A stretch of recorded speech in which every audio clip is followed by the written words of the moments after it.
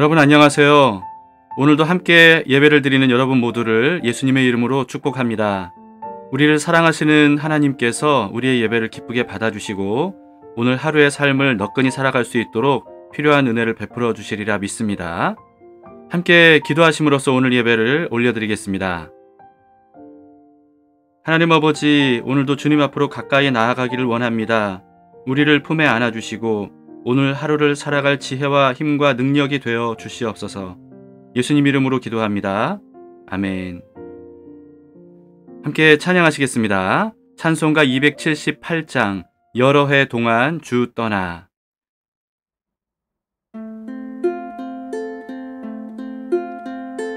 여러 해 동안 주 떠나 세상 연락을 즐기고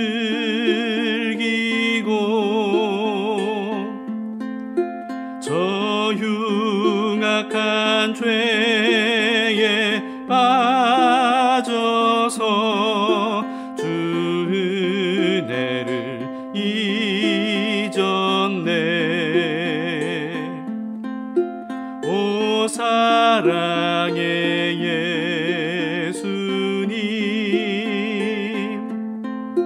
내 맘을 곧 엽니다.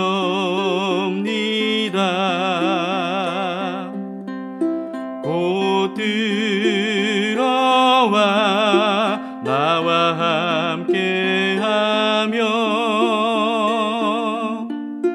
내 생명이 되소서.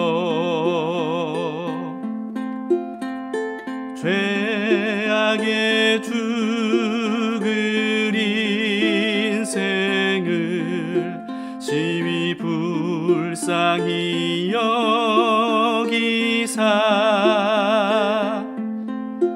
저 하늘의 영광 버리고 이 세상에 오셨네. 오 사랑의 예수님, 내 맘을 곧 엽니다. 곧 들어와 나와 함께하며 내 생명이 되소서. 홍포를 입은 구주는 가시면류관 쓰시고 저 십자가 높이 달리사 그 아픔을 참았네. 오 사랑의 예수님, 내 맘을 곧 엽니다. 곧 들어와 나와 함께하며 내 생명이 되소서. 미련한 우리 인생은 주의 공로를 모르고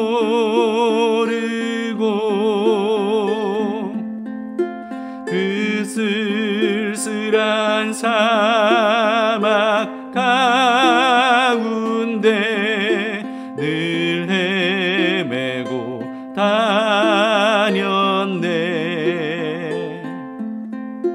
오 사랑의 예수님, 내 맘을 곧 엽니다.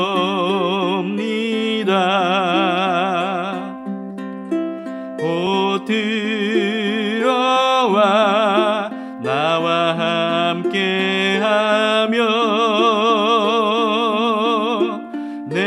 생명이 되소서.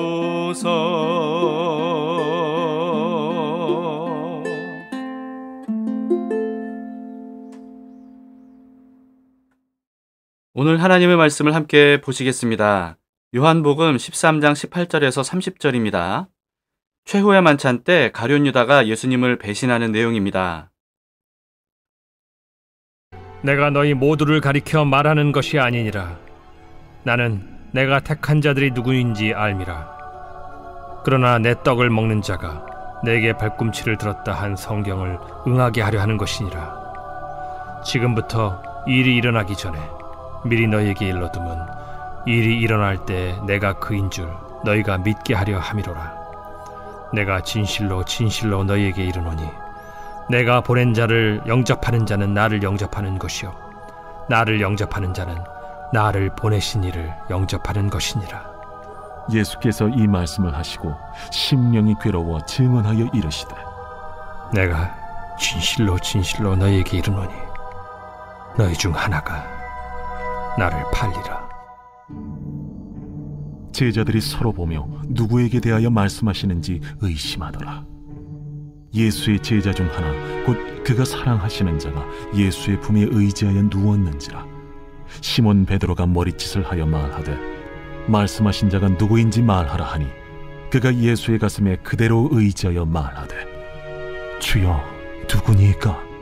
내가 떡 한 조각을 적셔다 주는 자가 그니라 하시고 곧 한 조각을 적셔서 가룟 시몬의 아들 유다에게 주시니 조각을 받은 후 곧 사탄이 그 속에 들어간지라. 이에 예수께서 유다에게 이르시되 네가 하는 일을 속히 하라.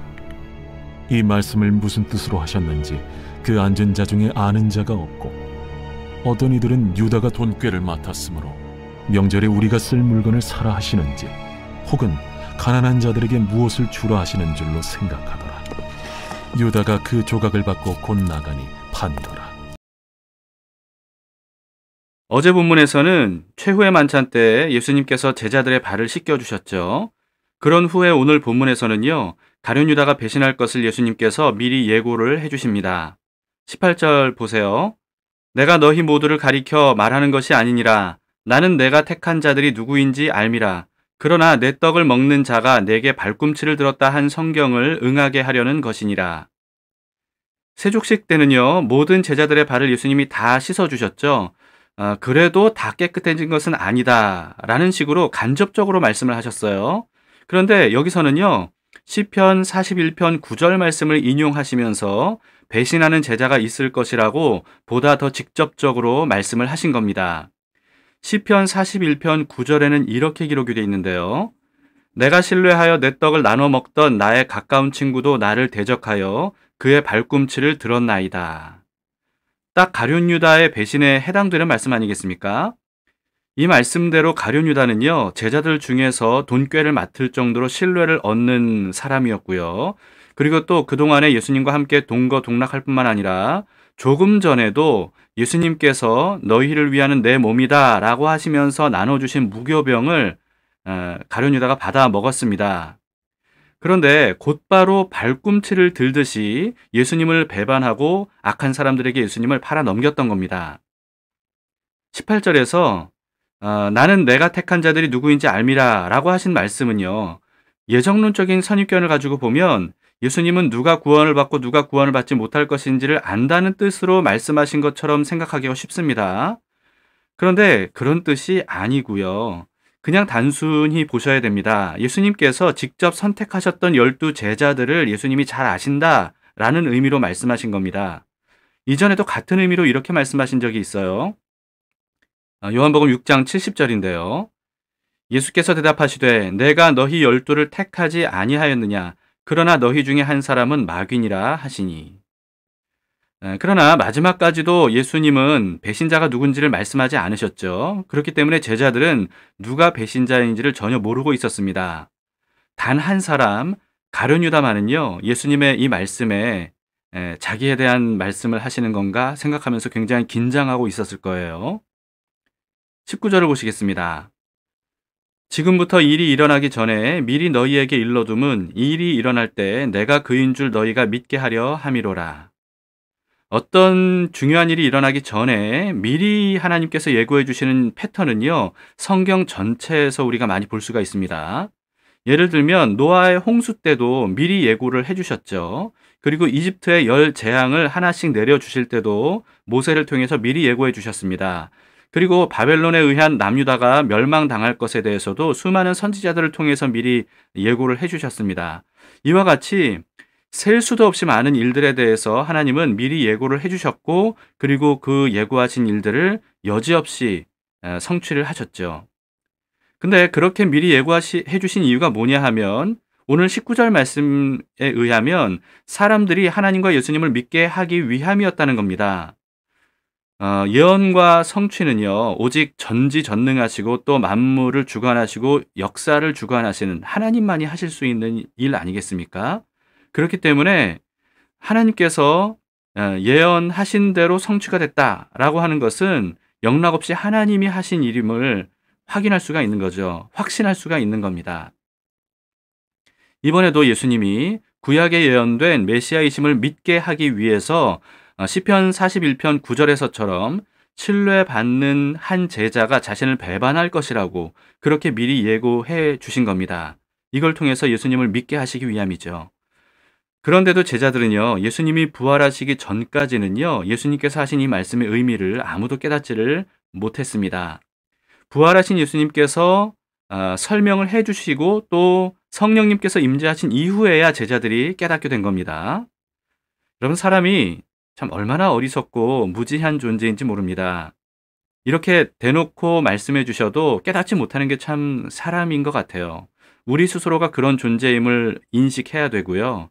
겸손하게 배우는 자세가 그래서 우리에게 모두가 필요한 것 같습니다. 20절을 보시겠습니다. 내가 진실로 진실로 너희에게 이르노니 내가 보낸 자를 영접하는 자는 나를 영접하는 것이요 나를 영접하는 자는 나를 보내신 이를 영접하는 것이니라. 여기서 내가 보낸 자라고 하신 거는요, 이후에 부활하신 예수님께서 땅끝까지 복음을 전하라고 보내신 제자들을 의미합니다. 예수님께서 보내신 제자를 영접하는 사람은 예수님을 영접하는 것이다 라고 하는 의미로 말씀하신 거죠. 이전에 예수님께서 제자들에게 동일한 말씀을 하셨습니다. 마태복음 10장 40절입니다. 너희를 영접하는 자는 나를 영접하는 것이요 나를 영접하는 자는 나를 보내신 이를 영접하는 것이니라. 똑같은 의미로 말씀하신 거죠. 즉 예수님께서 보내신 사도들을 영접하고 그 증언을 믿는 사람은 예수님을 믿고 영접하는 것이고요. 그리고 그런 예수님을 영접하는 것은 예수님을 보내신 하나님 아버지를 영접하는 것이다. 이렇게 말씀하신 겁니다. 지금도 마찬가지입니다. 이 말씀대로 사도들의 증언이 담긴 성경을 통해서 예수님을 믿고 영접하는 사람은요, 하나님 아버지를 영접하는 것과 같은 겁니다. 이제는요, 예수님의 때가 다 됐기 때문에 보다 더 직접적으로 이렇게 말씀을 하십니다. 21절입니다. 예수께서 이 말씀을 하시고 심령이 괴로워 증언하여 이르시되 내가 진실로 진실로 너희에게 이르노니 너희 중 하나가 나를 팔리라 하시니. 예수님은 가룟 유다가 배신할 것을 아셨기 때문에 굉장히 괴로워하셨다고 기록하고 있습니다. 이거는 배신당하는 아픔이겠죠. 그런데 그와 동시에 사랑하는 가룟 유다가 끝까지 회개하지 않는 것에 대한 안타까운 마음이었을 겁니다. 예수님의 이런 직접적인 말씀에 제자들은 깜짝 놀랐을 거예요. 여러분, 그 중에 가장 놀란 사람이 누구겠습니까? 당연히 가룟 유다 아니겠습니까? 가룟 유다가 그 자리에 함께 있었거든요. 가룟 유다는요, 예수님의 이 말씀에 어떤 생각이 들었을까요? 사실 예수님은요, 가룟 유다도 끝까지 사랑하셨기 때문에 유다가 스스로 돌이키고 회개할 수 있도록 마지막까지 기회를 주고 계시는 겁니다. 예수님의 말씀에 제자들이 깜짝 놀랐지만요, 예수님께 누구도 대놓고 그게 누군지를 여쭤볼 수가 없을 정도로 분위기가 굉장히 무거웠던가 봅니다.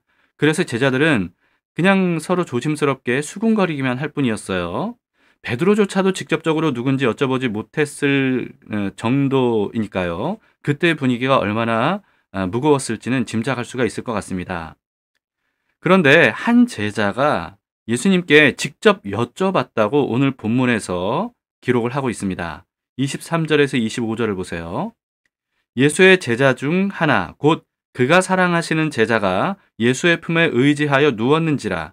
시몬 베드로가 머리짓을 하여 말하되 말씀하신 자가 누구인지 말하라 하니 그가 예수의 가슴에 그대로 의지하여 말하되 주여 누구니이까. 여러분, 레오나르도 다빈치의 최후의 만찬이라고 하는 작품을 잘 아시죠? 그 작품은 굉장히 예술적으로 탁월한 작품임에는 분명합니다. 그런데요, 사실 역사적인 고증과는 맞지가 않습니다. 예수님과 제자들이 긴 테이블에 정자세로 앉아있는 그림인데요. 그런데 사실 그 그림과는 달리요, 유대인들을 비롯한 중동 지역에 사는 사람들은 식사할 때 한쪽으로 비스듬하게 눕듯이 기댄 채로 식사를 한다고 합니다. 그래서 오늘 본문처럼 한 제자가 예수님 품에 의지하여 누웠다라고 하는 거죠. 23절에서 예수님의 품에 그렇게 기대서 누운 채로 베드로의 질문을 받아서 예수님께 직접 여쭈어본 제자가 누구라고 기록이 되어 있습니까? 오늘 본문에서는 그가 사랑하시는 자, 즉 예수님께서 사랑하시는 자라고 기록이 되어 있죠. 이 사람이 누구겠습니까? 요한복음의 저자인 요한 자신을 의미합니다. 요한은요, 스스로를 예수님이 사랑하시는 자라고 여겼다는 거예요. 요한의 생각대로 정말 예수님께서 요한을 사랑하셨겠습니까? 그건 당연합니다. 그런데요, 예수님께서 자신을 사랑하셨다고 요한이 스스로 생각하고 알고 있었던 것, 그리고 또 그렇게 글로 직접 표현했던 것, 여러분, 이게 참 감동을 느끼게 하는 것 같습니다. 우리도 그런 확신이 있었으면 좋겠어요. 나는 예수님이 사랑하시는 사람이다. 누구에게도 그렇게 말할 수 있는 그런 마음. 여러분, 예수님께서 끝까지 사랑해 주셨고 또 심지어는 죽기까지 사랑하셨는데도 불구하고 예수님께서 나를 사랑하신다는 사실을 우리가 믿지 못하고 그걸 알지 못한다면요, 예수님의 마음이 어떻겠습니까? 굉장히 슬퍼하실 것 같아요. 근데 예수님께서 나를 사랑하시는 걸 내가 확실히 알고 또 그걸 사람들에게도 자신 있게 말할 정도면요, 예수님도 굉장히 기뻐하실 것 같지 않습니까? 요한처럼 예수님께 말로 닿을 수 없는 큰 사랑을 받는 사람이라는 이와 같은 정체성을 우리가 분명히 가질 수 있으면 좋겠습니다. 여러분 모두 그런 마음을 가지시기 바랍니다. 예수님이 나를 사랑하신다, 이렇게 자신 있게 말할 수 있을 정도면 좋겠습니다. 그래서 요한처럼 예수님 품에 기댈 정도로 예수님과 친밀한 관계로 살아가는 우리 모두가 될 수 있기를 바랍니다. 요한의 질문에 예수님께서 대답을 해주시는데요. 26절입니다. 예수께서 대답하시되 내가 떡 한 조각을 적셔다 주는 자가 그니라 하시고 곧 한 조각을 적셔서 가룟 시몬의 아들 유다에게 주시니.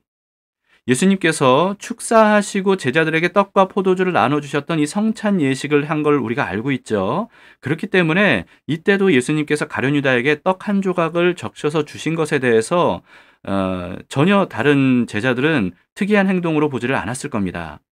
그래서 아무도 가룟 유다를 의심하지 않았어요. 그런데 오늘 본문에 의하면요, 적어도 요한만큼은 이때 알게 되지 않았을까요? 그러나 이후 어디에서도요, 요한이 알게 되었다라고 하는 어떤 단서를 찾아볼 수는 없습니다. 사실 요한이 이걸 알았느냐 몰랐느냐 보다 더 중요한 거는요, 가룟 유다의 반응입니다. 그래서 오늘 본문에서도 가룟 유다의 반응에 집중이 되어 있어요. 27절을 보시겠습니다. 조각을 받은 후 곧 사탄이 그 속에 들어간지라. 이에 예수께서 유다에게 이르시되 네가 하는 일을 속히 하라 하시니. 예수님은 끝까지 다른 제자들에게는 알리지 않으시면서도 가룟 유다만 알아들을 수 있도록 말씀을 하신 겁니다. 가룟 유다가 자신의 잘못된 생각을 바로잡고 회개하기를 끝까지 바라셨던 거예요. 그러나 가룟 유다는요, 끝까지 모른 척, 아닌 척 하고 있었습니다. 그리고는 결국 예수님의 떡 한 조각을 받아 들고는 서둘러서 예수님을 팔아 넘기기로 결심을 한 거죠. 떡 한 조각을 받은 후에 사탄이 그 속에 들어갔다라고 하는 오늘 본문의 이 표현을 주술적으로 해석하는 사람들이 생각보다 많은가 봅니다. 제가 여러 주석들을 보니까요, 이걸 주술적으로 봐서는 안 된다는 경고들이 주석들마다 돼 있더라고요. 판타지 영화나 만화에서처럼 예수님께서 주신 떡을 유다가 받았을 때 마치 유다가 마법에 걸리듯이 유다의 마음에 사탄이 들어갔다. 여러분, 이렇게 봐서는 안 됩니다. 오늘 본문의 이 표현은요, 심리적인 유다의 상태를 알려주는 겁니다. 가룟 유다는 예수님께서 하시는 말씀들을 그동안 들으면서 자신이 예수님을 팔아 넘길 것을 예수님이 아시는 건가 아닌가 긴가민가 했을 거예요. 그런데 오늘 본문에서 직접적으로 너희 중 하나가 나를 팔리라 라고 예수님께서 말씀하시는 것을 듣고는 발각됐다. 이렇게 여겼겠죠. 예수님은 유다가 회개하기를 끝까지 바라셨는데요. 그러나 유다는요, 회개할 마음이 전혀 없었고요. 오히려 예수님의 이 말씀을 듣고 급히 일을 서둘러야 되겠구나, 이렇게 생각을 했던 겁니다. 발각된 이상 일이 꼬이기 전에 지금 당장 예수님을 팔아 넘겨야 되겠다, 이렇게 결심한 것을 오늘 본문에서는 요한이 사탄이 그 속에 들어갔다, 이렇게 표현해서 기록을 한 거죠. 그래서 예수님께서 유다에게 네가 하는 일을 속히 하라, 이렇게 말씀을 하셨던 겁니다. 유다에게 말씀하시는 이 예수님의 표정, 여러분 보이십니까? 저는요, 유다에게 이 말씀을 하셨을 때 예수님은 슬픔과 연민의 표정으로 말씀하셨을 것 같습니다. 그러나 유다에게 예수님께서 하신 말씀이 무슨 뜻인지 다른 제자들은 전혀 알아차리지를 못했다고 합니다. 28, 29절을 보시겠습니다. 이 말씀을 무슨 뜻으로 하셨는지 그 앉은 자 중에 아는 자가 없고 어떤 이들은 유다가 돈꾀를 맡았으므로 명절에 우리가 쓸 물건을 사라 하시는지 혹은 가난한 자들에게 무엇을 주라 하시는 줄로 생각하더라. 오직 가룟 유다만 알아듣고 서둘러서 예수님을 넘기려고 자리를 떠났던 겁니다. 30절을 보세요. 유다가 그 조각을 받고 곧 나가니 밤이러라. 유다가 밖으로 나갔을 때 밤이었다는 것은 당시의 시간적인 의미이기도 하죠. 그러나 유다의 영적인 상태를 알려주는 상징적인 의미이기도 합니다. 가룟 유다의 마음은요, 어둠이 짙은 밤이었다는 거예요. 빛이신 예수님과 늘 함께 유다는 있었습니다. 그럼에도 불구하고 끝까지 마음으로 예수님을 받아들이지 않았기 때문에 그 마음에는 빛이 전혀 없는 어둠뿐이었다는 거예요. 그래서 옳고 그름을 전혀 분별하지 못하게 된 거죠. 가룟 유다가 여러분 특별히 악해서 그랬을까요? 저는 그렇게 생각하지 않습니다. 사실은요, 누구나 가룟 유다처럼 그렇게 될 가능성이 있다고 생각합니다. 바울이 이렇게 경고를 했습니다. 에베소서 4장 27절에 보시면 마귀에게 틈을 주지 말라, 이렇게 바울이 말했습니다. 마귀에게 틈을 주지 말라. 가룟 유다에게뿐만 아니라 우리 주변에도요, 마귀가 어슬렁거리면서 틈을 노리고 있다는 사실을 우리는 잊지 말아야 됩니다. 약간의 틈만 보여줘도 마귀는 그 틈을 비집고 우리의 생각과 마음 안으로 들어와서 주인 행세를 하려고 합니다. 눈에는 보이지 않지만 영적인 세계에서는 그런 일들이 일어나고 있다는 사실을 우리는 늘 깨어서 인지하고 있어야 돼요. 예수님께서 겟세마네 동산에서 기도하실 때 잠들었던 제자들에게 이렇게 말씀을 하셨죠. 시험에 들지 않게 깨어 기도하라. 시험에 들지 않게 깨어 기도하라. 데살로니가전서 5장 6절에서 바울이 이렇게 말했습니다. 그러므로 우리는 다른 이들과 같이 자지 말고 오직 깨어 정신을 차릴지라. 오늘 본문을 통해서 우리는 가룟 유다를 반면 교사로 삼아야 됩니다. 마귀에게 마음문을 열어주지 말고 예수님께 우리의 마음문을 활짝 열어드려야 되는 거죠. 강도에게 문을 열어주면 어떻게 되겠습니까? 모든 걸 다 탈취당하고 목숨까지 위태로워지게 되지 않겠어요? 그러나 예수님께 문을 활짝 열어드리면요, 예수님은 우리의 선한 목자가 되어주셔서 우리를 생명을 얻게 하고 또 더 풍성히 얻게 해주십니다. 오늘 하루도요, 누구에게 마음문을 열어드려야 할까? 여러분, 이것을 우리가 분명히 알고 오직 빛 되신 예수님께 우리의 마음과 생각과 또 우리의 삶을 활짝 열어드릴 수 있기를 바랍니다. 기도하시겠습니다. 좋으신 주님, 오늘도 주님께 우리의 삶을 드립니다. 결코 가룟 유다처럼 조금의 틈도 마귀에게 열어주지를 않겠습니다.